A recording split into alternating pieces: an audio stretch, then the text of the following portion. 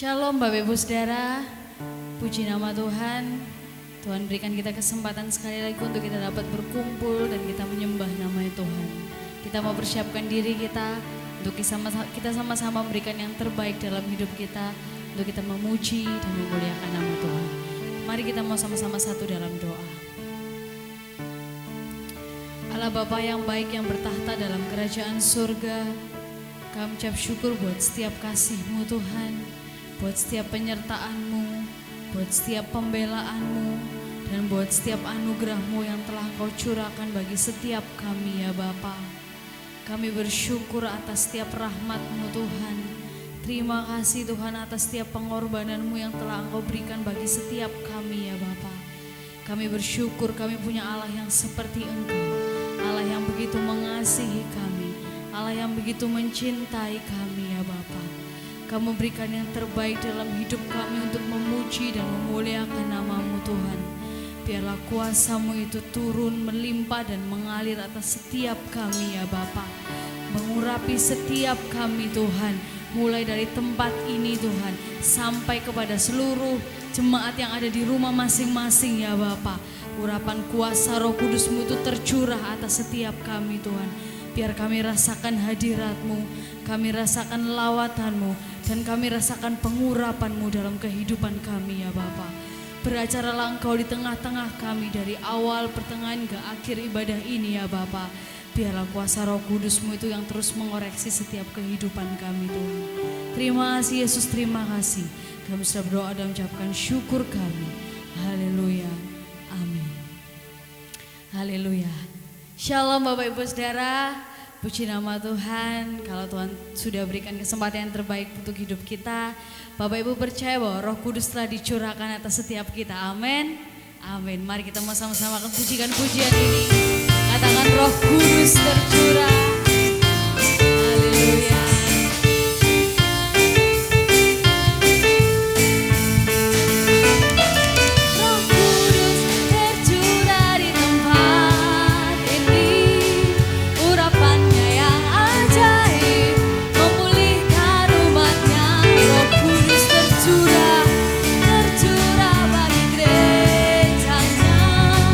Membangkitkan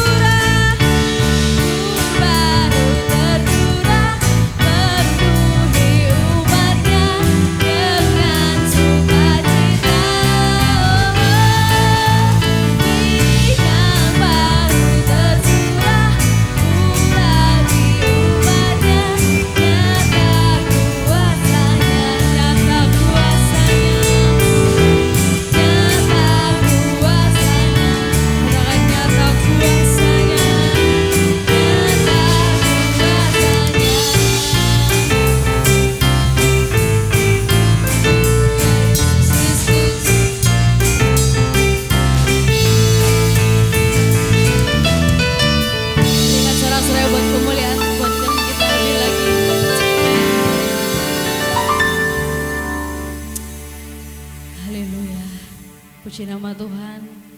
Kita mau bersiapkan diri kita untuk kita mendengarkan firman Tuhan. Kita mau rasakan urapan Allah. Kita mau rasakan curahan Roh Kudus terus turun dan mengalir atas setiap kehidupan kita, melawat dan memenuhi setiap kehidupan kita. Haleluya Yesus Kristus. Kami mau rasakan kasih-Mu lebih lagi Tuhan.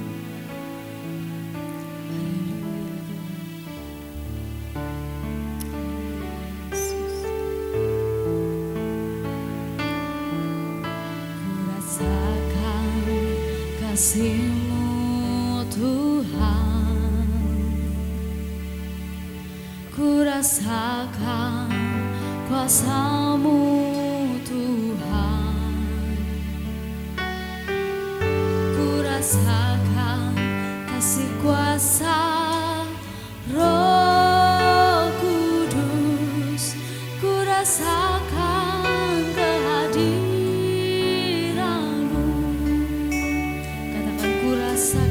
Kasih-Mu Tuhan, kasih-Mu Tuhan, amin. Ku rasakan kuasa-Mu Tuhan, ku rasakan kasih kuasa Roh Kudus, ku rasakan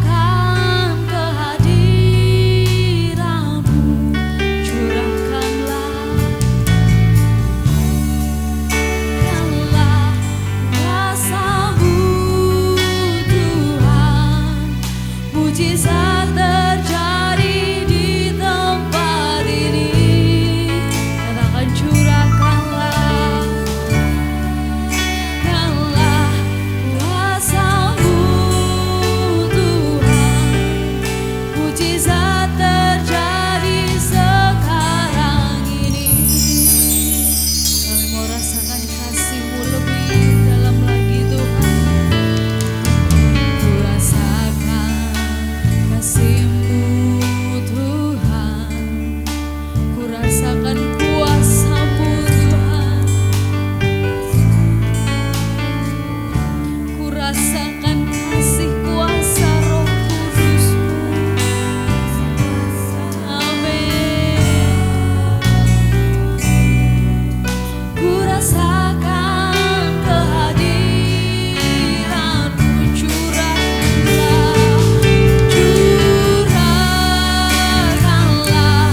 kuasa-Mu Tuhan.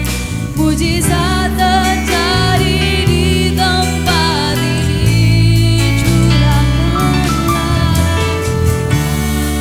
amin.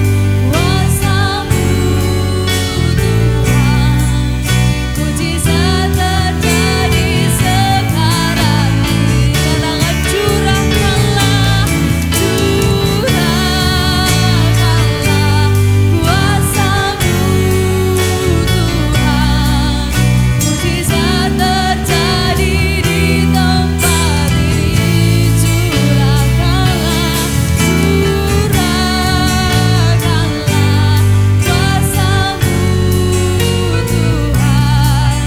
Mujizat terjadi sekarang ini. Dengan sepenuh hatimu katakan curahkanlah kuasa-Mu Tuhan. Curahkanlah kuasa-Mu Tuhan. Mujizat terjadi di tempat ini. Mujizat terjadi atas setiap kami Tuhan. Mujizat terjadi atas keluarga kami ya Bapa. Mujizat terjadi atas bangsa kami Tuhan. Amin. Katakan curahkanlah, curahkanlah kuasa-Mu Tuhan. Mujizat terjadi di tempat ini. Curahkanlah kuasa-Mu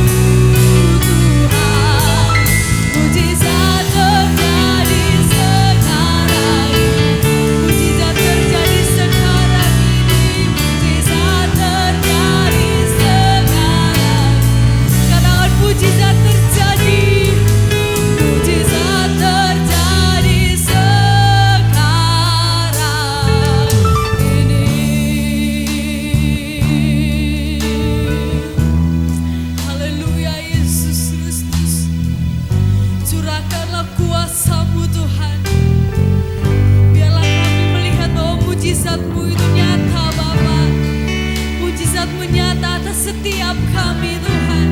Pemulihan terjadi atas setiap kami ya Bapa. Pemulihan terjadi atas setiap keluarga kami Tuhan. Pemulihan terjadi atas bangsa dan negara ini Tuhan. Haleluya Yesus Kristus, kami mau rasakan itu Tuhan. Kami mau rasakan urapan-Mu itu ya Bapa. Haleluya Yesus Kristus. Di dalam nama Tuhan Yesus Kristus. Haleluya Tuhan. Haleluya Yesus. Haleluya Yesus Kristus.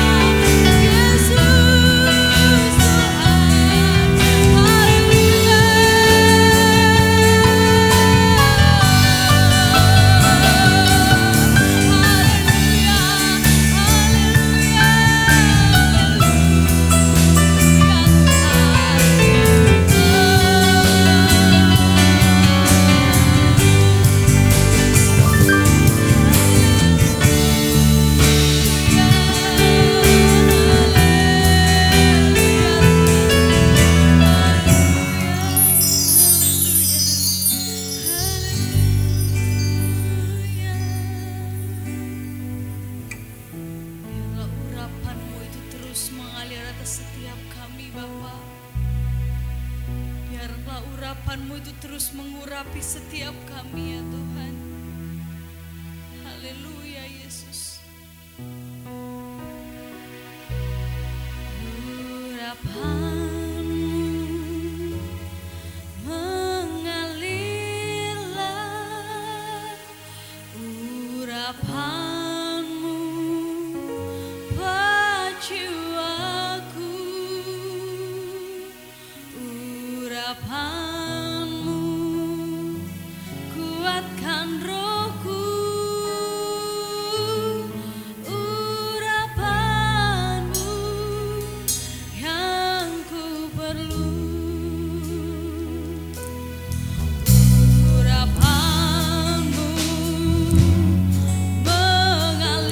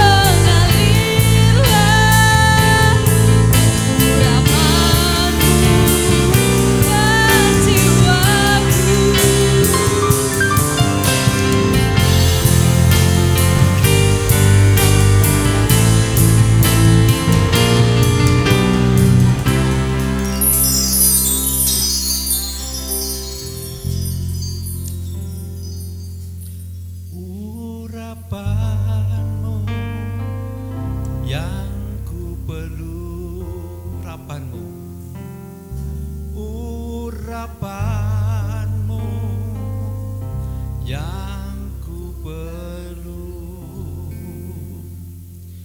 Haleluya, haleluya, haleluya. Roh Kudus sudah ada di tengah-tengah kami.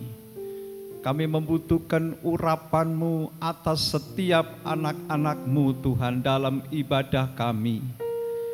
Baik yang ada di rumah, masing-masing anak-anak membutuhkan urapan Allah. Sehingga ketika urapan Allah itu ada pada setiap anak-anak-Mu, maka setiap kami akan mendapat pengertian-pengertian baru. Sehingga firman-Mu dapatkah kami pahami dengan baik Tuhan. Oleh sebab itu Tuhan, kami mohon hikmat-Mu menyertai ibadah kami Tuhan saat ini. Sehingga Tuhan, kami akan mengalami pemulihan demi pemulihan. Kami mendapatkan pengertian-pengertian yang baru. Sehingga hidup kami semakin dikuatkan. Hidup kami semakin kokoh dalam pengiringan kami kepadamu, menyambut hari kedatangan-Mu kali yang kedua Bapa. Terima kasih Tuhan, terima kasih urapan Allah turun dan setiap kami diberkati. Kami rindu Engkau berbicara kepada kami. Dalam nama Yesus yang siap mendengarkan firman Allah, mari sama-sama kita katakan amin, amin, haleluya. Haleluya. Haleluya, puji Tuhan. Silakan. Ya, oke.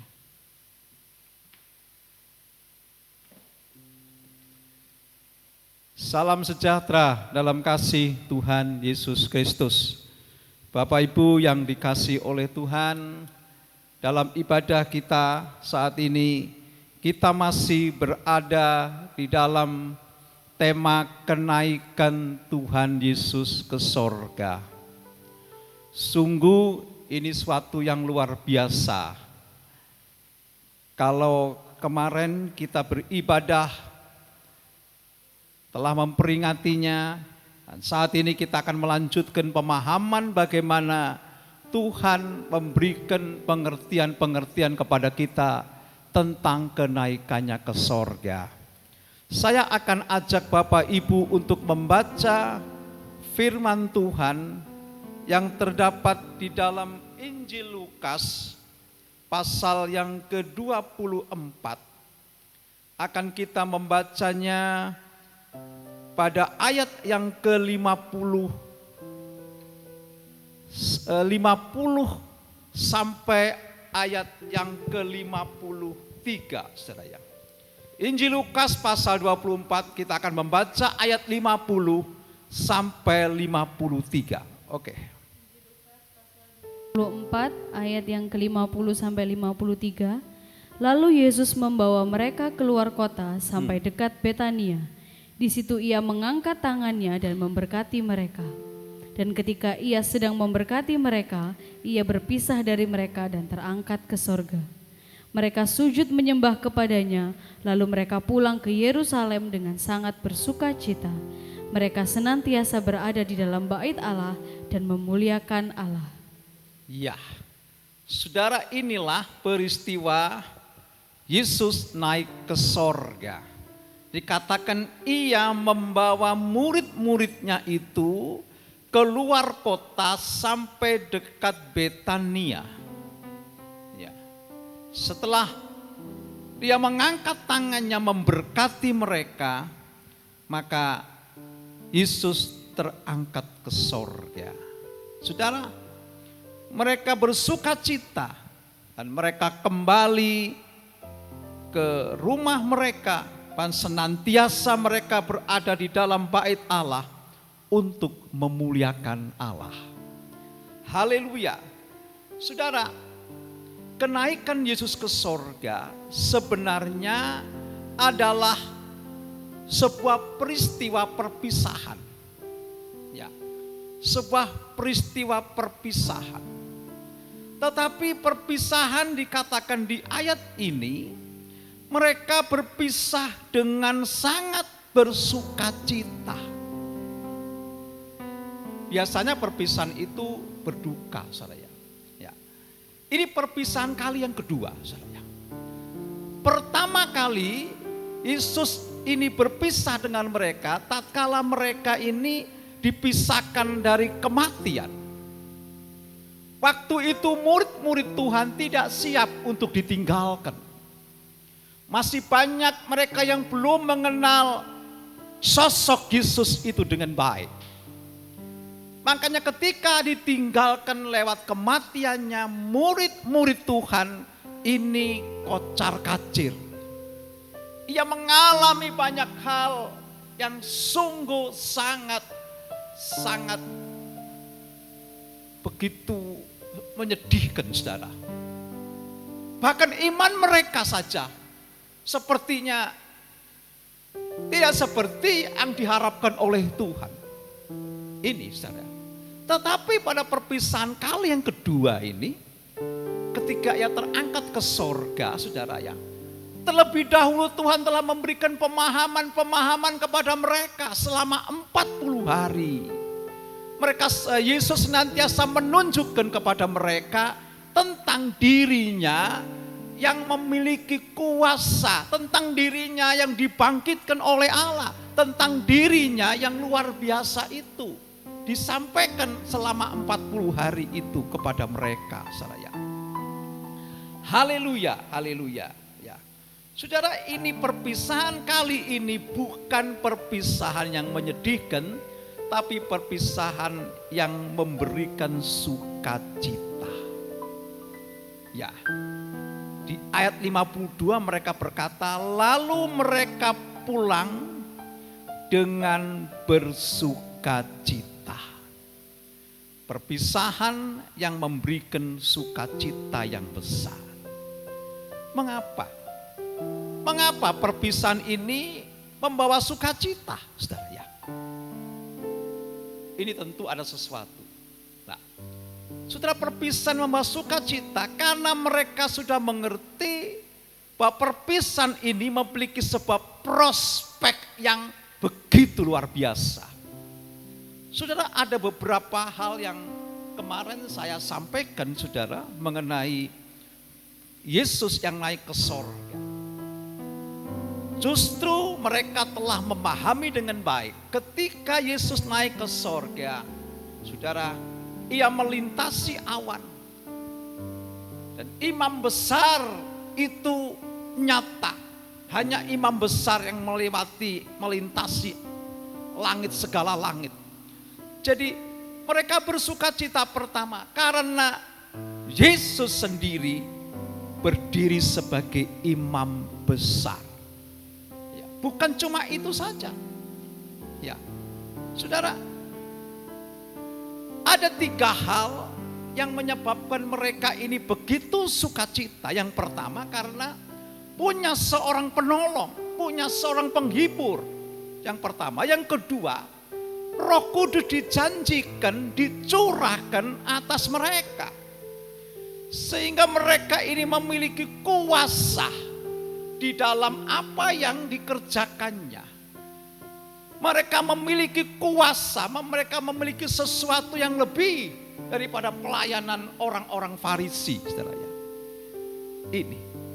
Sehingga pelayanan mereka menjadi pelayanan yang luar biasa.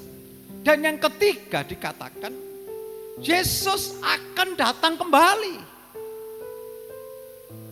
3 hal ini yang menyebabkan mereka ini menjadi begitu bersukacita, bergairah. Ya. Bahkan, saudara, ada sesuatu yang pernah dijelaskan juga, saudara ya. Dijelaskan di dalam Kolose, kita akan lihat Kolose pasal 1 ayat 27. Ya. Kolose pasal 1 ayat 27, silakan. Kepada mereka Allah mau memberitahukan betapa kaya dan mulianya rahasia itu di antara bangsa-bangsa lain, yaitu Kristus ada di tengah-tengah kamu, Kristus yang adalah pengharapan akan kemuliaan. Saudara, di ayat 27 ini mereka memahami. Dikatakan kepada mereka Allah mau memberitahukan satu rahasia.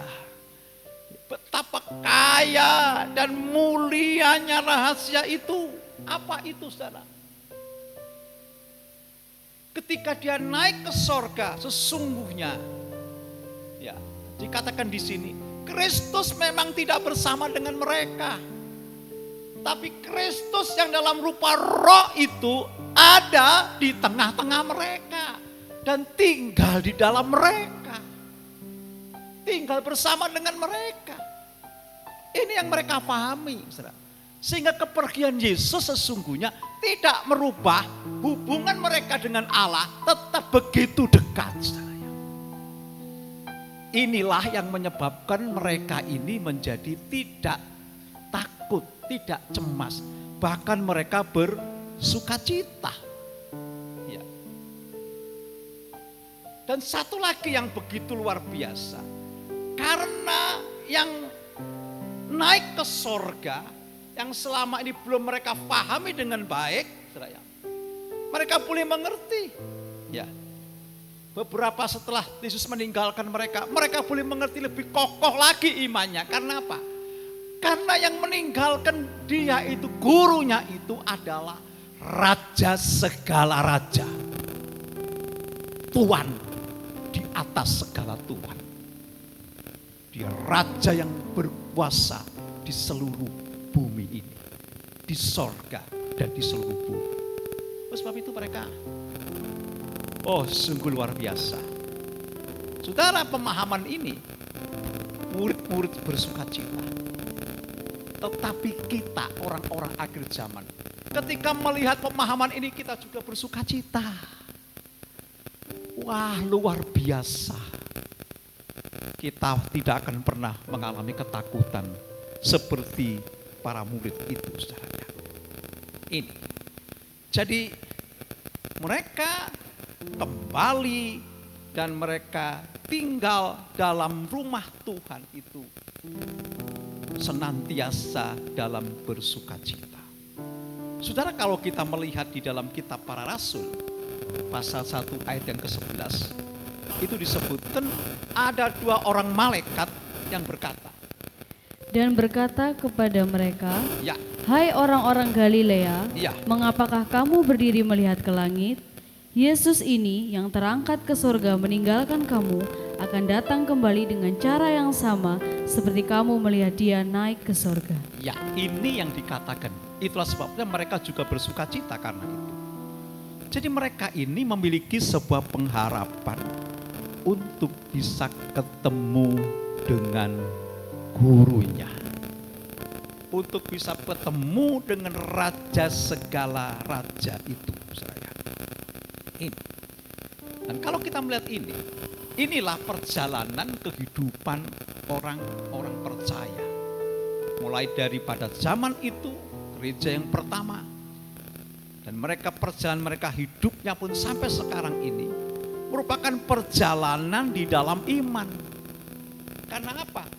Karena apa yang dijanjikan Tuhan itu akan digenapkan. Dan orang-orang yang memiliki pengharapan, menanti-nantikan dengan pengharapan, mereka akan mendapatkan apa yang dijanjikan itu.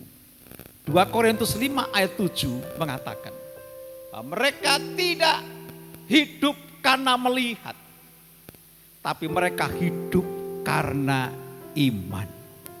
Sebab yang diharapkan itu memang tidak kelihatan, tetapi mereka percaya bahwa setiap janjinya akan digenapkan. Saudara ya. Sekarang memang belum terjadi, tetapi mereka mengimani itu. Roma pasal yang ke-8 kita akan membaca ayat yang ke-24 dan 25. Roma Ya. pasal 8 ayat 24 dan 25. Sebab kita diselamatkan dalam pengharapan. Kita diselamatkan dalam pengharapan, ya. Tetapi pengharapan yang dilihat bukan pengharapan lagi. Ya, kalau pengharapan itu dilihat kelihatan bukan pengharapan lagi, ya. Sebab bagaimana orang masih mengharapkan apa yang dilihatnya, 25. tetapi jika kita mengharapkan apa yang tidak kita lihat, kita menantikannya dengan tekun. Ya, inilah pengharapan ketika kita tidak melihat. Perjalanan seperti ini, perjalanan iman seperti ini sebenarnya tidak mudah, saya. tidak mudah. Perjalanan yang mengharapkan sesuatu yang belum kelihatan. Ini sesuatu yang tidak mudah. Ya. Yesus tahu itu. Sebabnya maka ia memberikan bekal, memberikan janji kepada mereka. Ini, pada saat ia naik ke sorga, ada janji yang diberikan kepada mereka. Ada 2 janji yang diberikan kepada mereka. Dengan jelas waktu itu. Pertama, janji kedatangan Roh Kudus.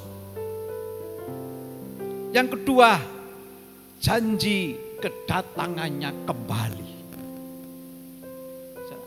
Di samping itu juga ada janji-janji yang lain, tetapi saat ini kita akan melihat 2 janji Allah yang besar ini yang dinantikan menjadi pengharapan orang-orang percaya. Janji Tuhan menjadikan hidup kita, menjadikan murid-murid Tuhan ini menjadi sebuah perjalanan penantian. Makanya mereka ini menantikan dengan aktif. Kalau orang punya pengharapan menantikan sesuatu, mesti dinantikan dengan aktif. Sebentar-bentar dilihat, sebentar-bentar dilihat. Saudara. Ini dengan aktif, saudara ya. Jadi perjalanan semacam ini adalah perjalanan yang mengantisipasi. Mengantisipasi apa? Datangnya Yesus kembali. Mengantisipasi langit baru dan bumi baru yang dijanjikan Allah. Mengantisipasi kerajaan Allah. Memang secara penuh itu datangnya sorga yang dinanti-nantikan oleh setiap orang percaya. Seperti doa Bapa kami yang mengatakan, datanglah kerajaanmu di bumi ini seperti di sorga. Ya. Jadi hidup kita sekarang ini adalah masih dalam sebuah perjalanan menuju ke sana, saudara ya. Jadi kita berjalan dengan iman. Nah, berjalan dengan iman artinya perjalanan hidup ini perjalanan hidup yang berpengharapan. Apa itu pengharapan? Ya, pengharapan akan setiap janji Tuhan. Saudara, kalau kita melihat keberadaan kita sesungguhnya berada dalam 2 kutub. Kita di tengah-tengah, misalnya. Ada 2 kutub. Ya. Kutub sudah dan kutub belum. Nah, ini ada 2 kutub. Ya. Kita sudah diselamatkan oleh penebusan Kristus lewat kematiannya. Tetapi penggenapannya dalam keselamatan yang real itu belum dinyatakan. Ya. Belum dinyatakan, saudara ya. Kita sudah punya janji untuk masuk surga, tetapi kita belum berada di dalam surga. Kita berada 2 kutub ini, saudara. Kita sudah diadopsi menjadi anak-anak Allah, anak-anak kerajaan surga. Bahkan sudah disertifikasi. Alkitab mengatakan kau anak-anak Allah. Tetapi inaugurasinya belum, pelantikannya belum, yang sesungguhnya belum dinyatakan. Kita sedang berjalan untuk menuju ke sana. Kita sudah menjadi pewaris kerajaan sorga, tetapi kita belum menjadi penghuni kerajaan sorga. Kita masih mengenakan tubuh duniawi yang berdosa ini. Kita belum dibangkitkan secara tubuh dan diubahkan dengan tubuh yang baru. Ini, saudara, antara kutub sudah dan kutub belum inilah terentang sebuah benang, bahkan seperti senar yang terus dibunyikan. Artinya apa? Ini harus diaktifkan setiap saat. Ini adalah merupakan jalan perjalanan iman. Ya. Di dalamnya kita memiliki sebuah pengharapan. Pengharapan itu adalah harus kita kerjakan secara aktif. Ya. Haleluya. Hidup kita sesungguhnya adalah sebuah gladi bersih. Hidup yang kita kerjakan hari ke sehari adalah sebuah geladi bersih. Geladi bersih untuk apa? Untuk nanti kita mengerjakannya di dalam kerajaan sorga. Hari-hari ini kita sedang berlatih secara giat. Untuk apa? Untuk nanti kita bisa mengerjakannya. Itulah kehidupan orang Kristen. Setelah mari kita akan melihat apa saja yang Yesus lakukan untuk memimpin murid-muridnya dan memberikan janji kedatangannya kembali. Dia telah mengajar murid-muridnya sedemikian rupa sehingga murid-muridnya waktu itu menjadi murid-murid yang handal. Menjadi murid-murid yang luar biasa. Itu lewat ajaran Yesus. Saya ceritakan bahwa ajaran yang dilakukan Yesus itu adalah merupakan bentuk rencana Bapa dari kekal sampai kekal. Yesus dipersiapkan kedatangannya ke dalam dunia. Ribuan tahun dinubuatkan oleh para nabi. Kita juga sesungguhnya dipersiapkan oleh Tuhan. Kelahiran kita ini juga dipersiapkan. Bukan kelahiran biasa. Mazmur 139, coba kita lihat. Mulai ayat 13. Mazmur 139 ayat yang ke-13. Ya. Sebab engkaulah yang membentuk buah pinggangku, Ya. menenun aku dalam kandungan ibuku.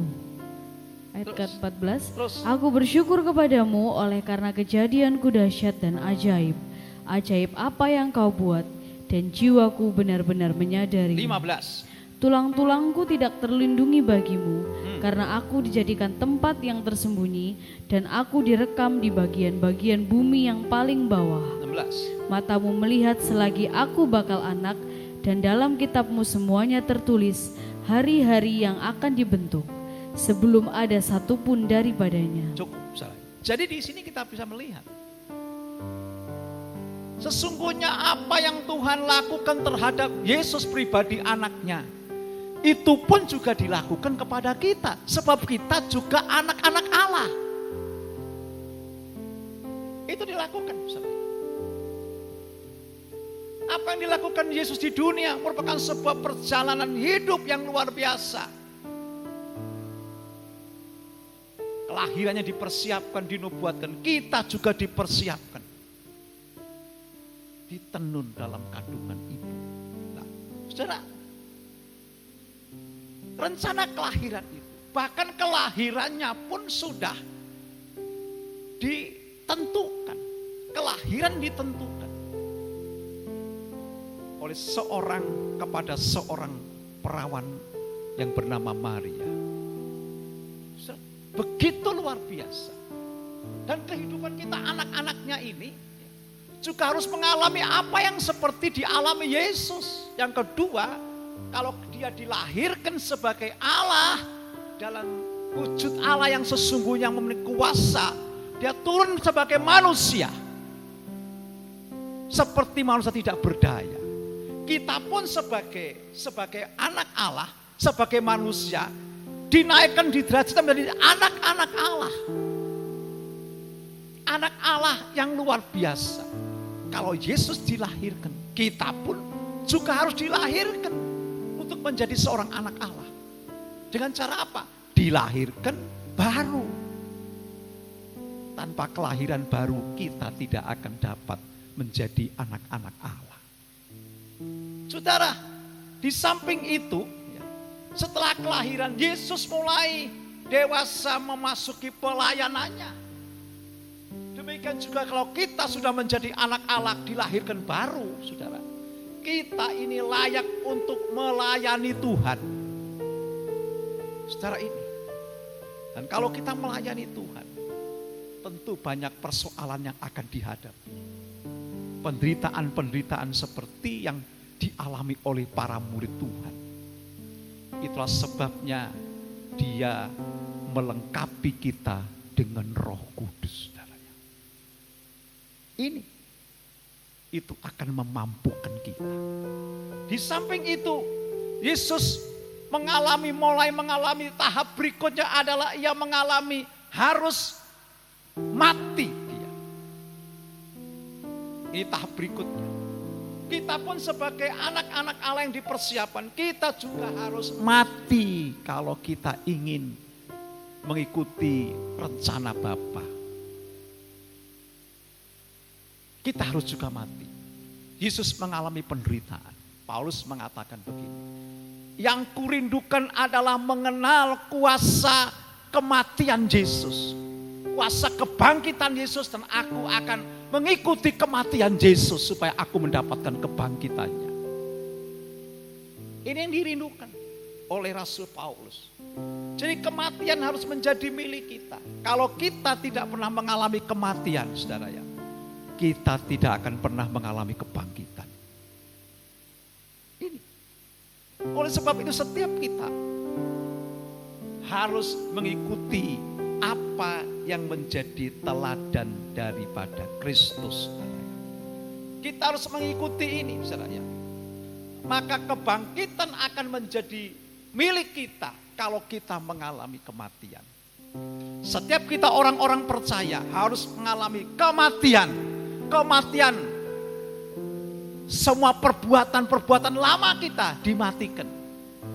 Kita mengikuti gerakan Yesus Kristus yang mengalami penderitaan. Banyak yang harus dimatikan dalam kehidupan kita. Saudara, hidup kita ini penuh dengan keinginan. Ada keinginan mata, keinginan daging, bahkan keangkuhan hidup, kesombongan. Ini harus dimatikan. Karena apa? Ini keinginan berasal dari dunia.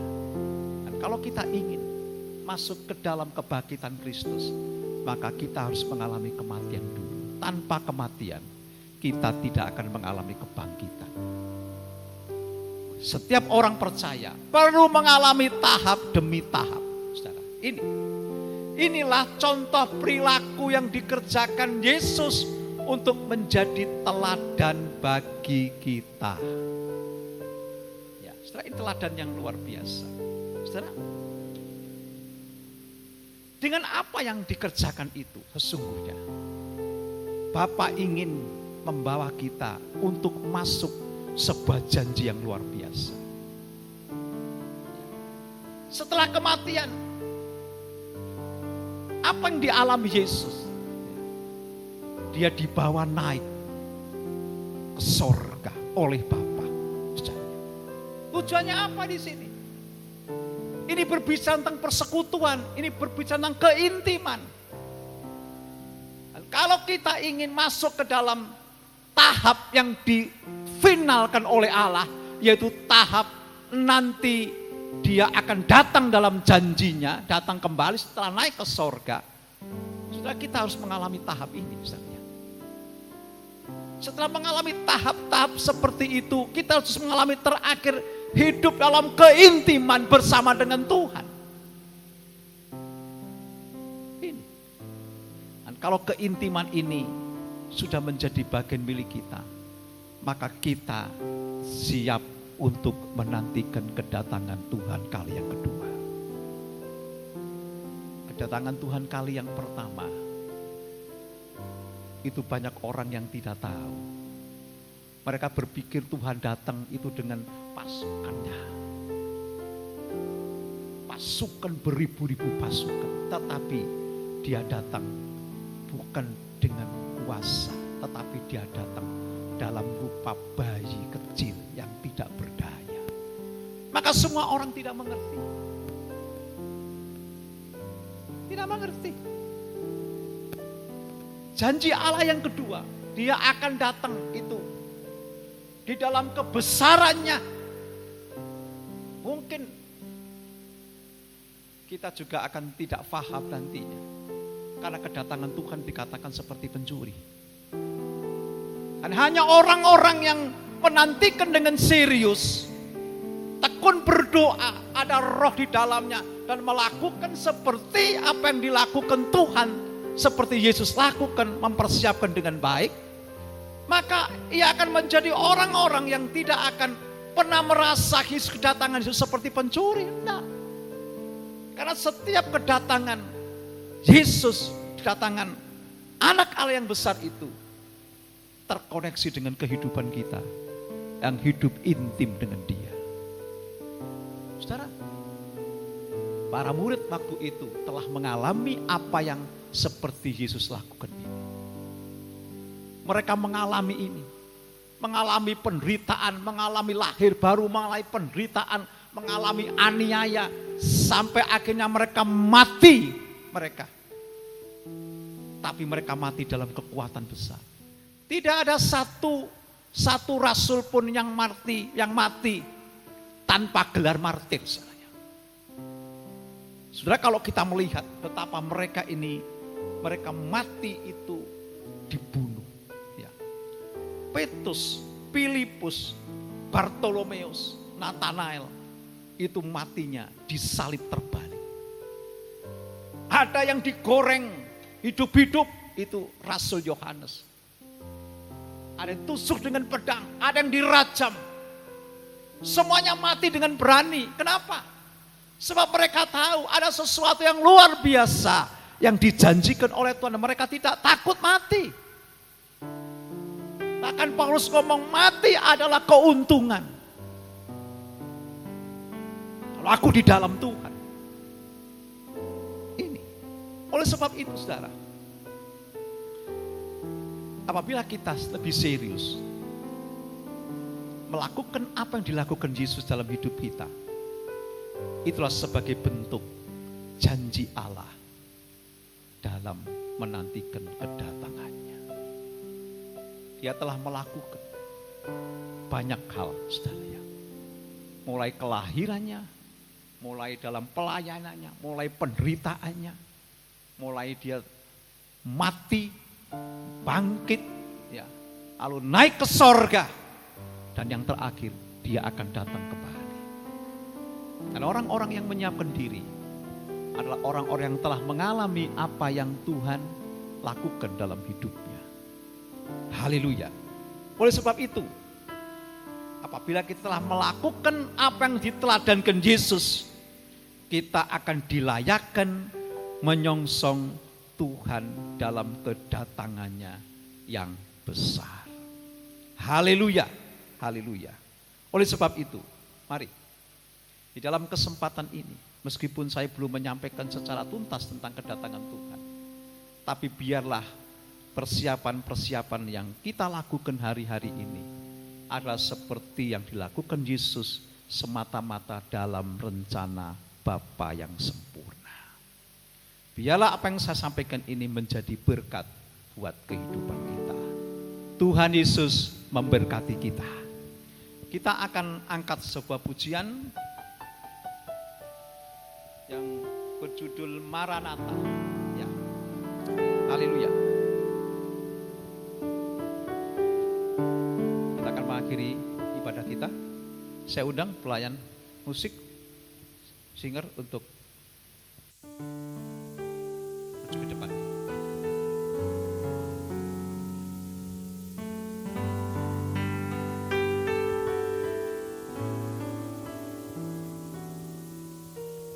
Maranatha, Maranatha, Tuhan datanglah. Persiapkanlah dirimu, sambut kedatangannya. Maranatha, Maranatha, Kristus datanglah. Hari itu, hari yang termulia. Baik, pertama. Maranatha, Maranatha, Tuhan datanglah. Persiapkanlah dirimu, sambut kedatangannya.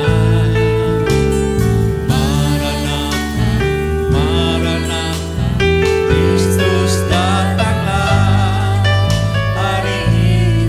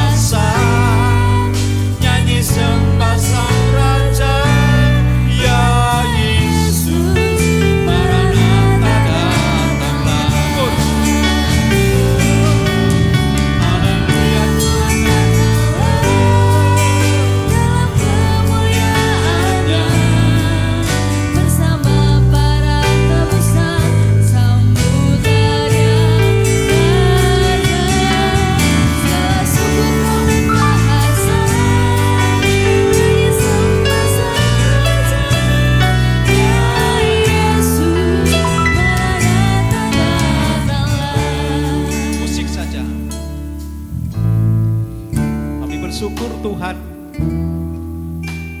buat firman-Mu yang mengajarkan kepada kami betapa pesan dari dua malaikat itu sungguh merupakan pesan yang luar biasa bagi kami. Kalau Engkau telah memberikan pengertian-pengertian tentang kedatangan kenaikan-Mu ke sorga, semata-mata persiapan hidup kami dengan cara-cara-Mu yang Kau lakukan Tuhan, dan kami meneladani itu. Sesungguhnya ini adalah kekuatan yang luar biasa yang Kau persiapkan bagi kami. Oh, apalah artinya kami sesungguhnya, siapakah kami ini Tuhan? Engkau begitu menghargai kami. Engkau mempersiapkan seperti persiapan yang dilakukan oleh Yesus. Kasih-Mu kepada Yesus, oh, sama dengan kasih-Mu kepada kami Tuhan. Kasih yang sempurna. Haleluya, haleluya, haleluya.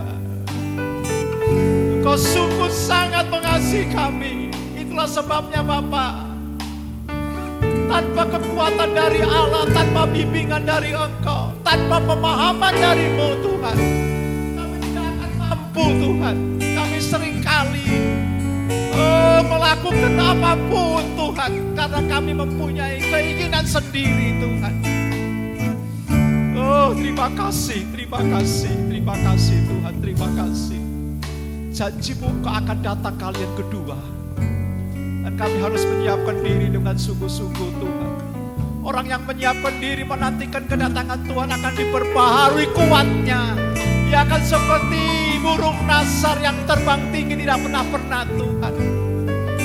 Orang muda boleh jatuh, orang muda boleh lemah, tetapi orang-orang menantian dibaharui kuatnya oleh Tuhan.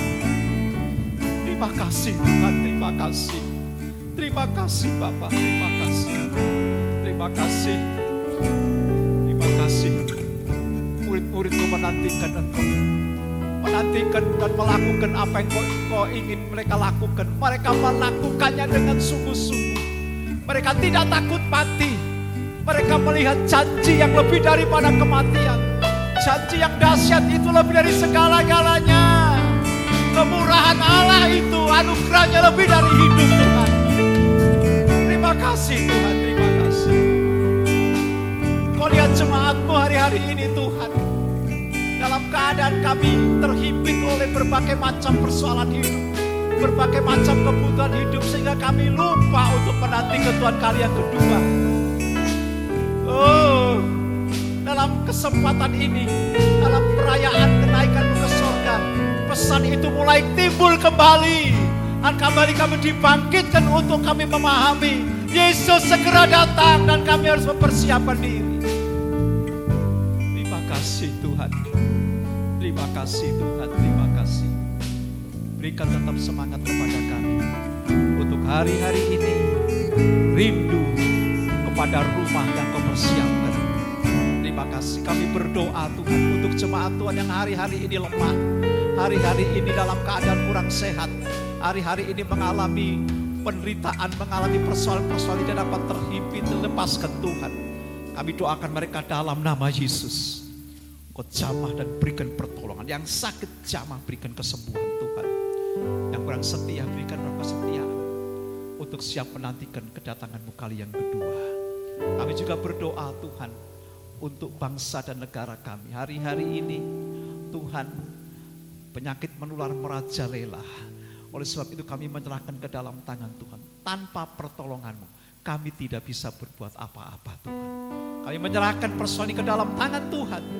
Berikan hikmat, berikan kemampuan, berikan semangat buat mereka yang bekerja, buat mereka yang sedang bekerja di rumah sakit untuk memberikan Tuhan pelayanan yang terbaik bagi mereka yang sakit.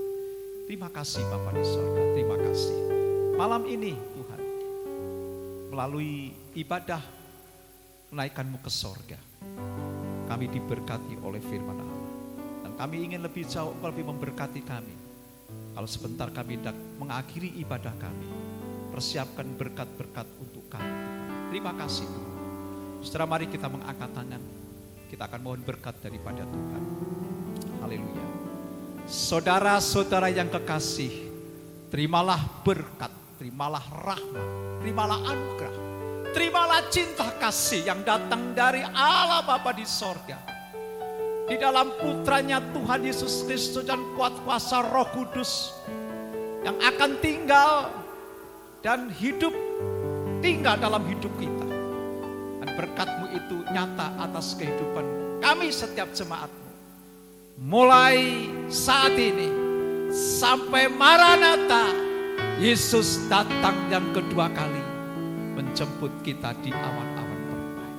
Dalam nama Yesus yang percaya diberkati Tuhan, mari sama-sama kita katakan amin. Tuhan memberkati kita.